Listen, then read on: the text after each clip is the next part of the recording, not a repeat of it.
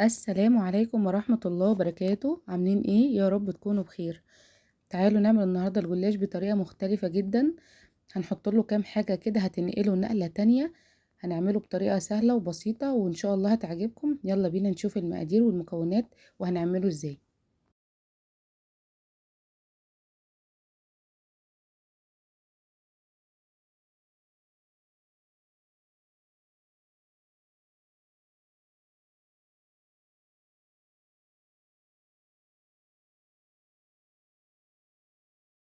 معايا هنا بقى لفة جلاش اي نوع. هعمل هنا الاول شربات الجلاش بتاعنا علشان احنا عايزينه بارد قبل ما نشتغل في اي حاجة. لفة الجلاش بتاخد كوبايتين من السكر عليها كوباية مية. لو انت هتعملي لفتين حطي 4 كوبايات سكر وكوبايتين مية، يعني السكر ضعف المية. هحطهم بقى كده على البوتاجاز.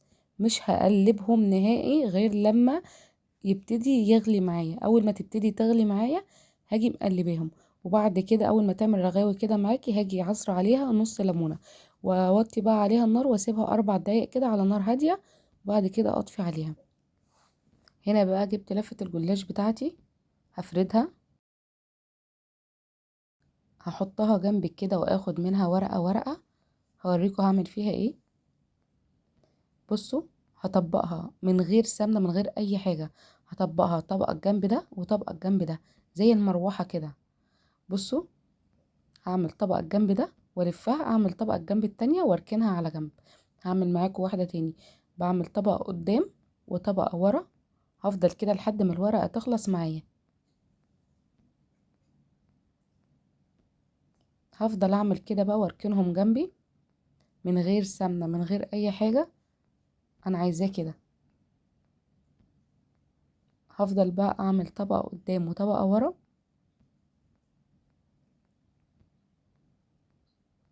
بصوا زي كده. كده انا خلصت الكمية كلها معايا، دي اخر واحدة.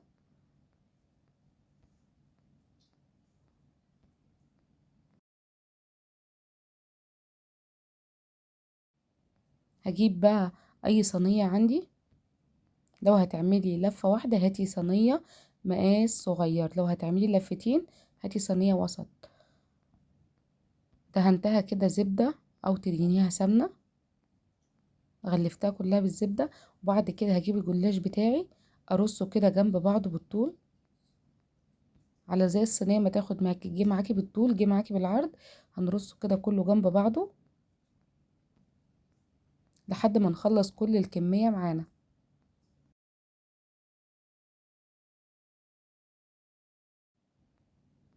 بصوا كده خلصت كل الكمية اللي معايا. هعدله بقى كده وافرغه. بصوا عامل ازاي.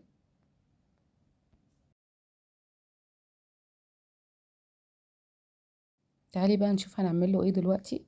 معايا نص كوباية زبدة او سمنة، ولو عايزة تعملي ميكس بين زيت وسمنة او زيت وزبدة عادي. هسيحها كده بقى على النار، واول ما تبتدي تسيح معايا خالص هنزل بيها بقى، يعني هسقي الجلاش بتاعنا كده كله بالسمنة. بصوا، هتأكد بس ان السمنة دخلت في كل مكان. ادخلها كده في كل طبقة.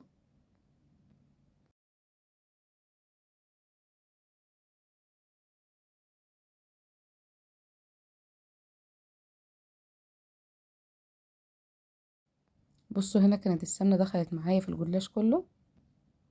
هدخله بقى فرن سخن على درجة حرارة 200. هياخد لون بسيط وهنخرجه. تعالوا بقى نحضر التشريبة بتاعتنا. معايا كوباية لبن، معايا معلقة ونص كاسترد، بودرة كاسترد يا جماعة. الكاسترد ده عامل زي النشا كده، يعني لما بتحطيه على لبن او حاجة بيتماسك معايا على البوتاجاز على النار يعني. هحط نص معلقة كبيرة بيكنج باودر. هحط معلقتين من السمنة السايحة. اقلبهم بقى كده كويس. بصوا الكاستر بدأ يجمد معايا زي النشا كده. هفضل اقلبهم كده لحد ما يفك معايا.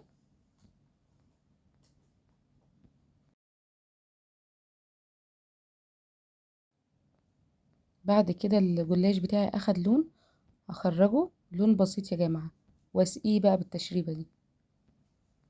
وبعد كده ادخله الفرن تاني لحد بصوا ما ياخد معايا لون والخليط ده يتماسك معايا. الجلاش بتاعي سخن والشربات بارد، هسقي بقى الجلاش بتاعي كده وهو سخن، هنزل عليه بالشربات بتاعي، هسيبه بقى لحد ما يشرب الشربات ده، وبعد كده ابتدي اقطعه. بصوا جميل والله يا جماعة، جربوها هتعجبكم جدا.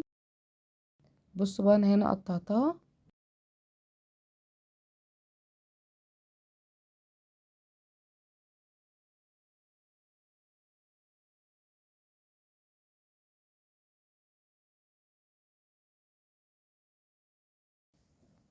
هحط بقى على وشه كده جوز هند، او لو عندك مكسرات تانية ما عندكيش جوز هند حطي برضه، بس الجوز هند كده بيديه طعم تاني. احط بقى على كل قطعة كده حبة جوز هند.